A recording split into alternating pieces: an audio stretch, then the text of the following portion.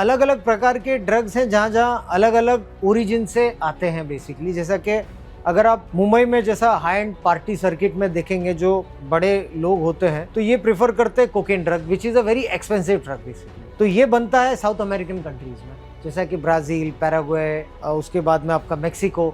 सो यहाँ पर कार्टेल्स भी काफ़ी होते हैं।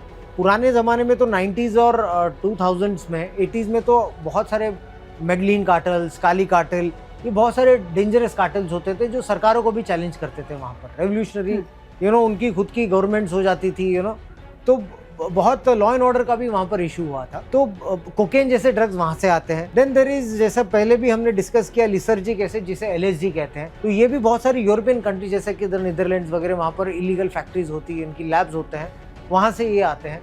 देन कुछ ऐसे ड्रग्स है जिसे कहते हैं हाइड्रोपोनिक वीड, जिसमें THC जिसे कैनाबिडोल एक केमिकल होता है गांजा में, जिससे हाई होता है, किक होता है। तो THC की मात्रा बहुत ज़्यादा होती है उन हाइड्रोपोनिक वीड में। तो हाइड्रोपोनिक वीड भी जैसे कि कुछ देश है जहाँ से लीगलाइज हुआ है गांजा अभी, जैसे कि थाईलैंड हो गया है, फिर कनाडा हुआ है, कुछ states in United states of America या फिर एम्स्टर्डम, यहाँ से इम्पोर्ट होता है।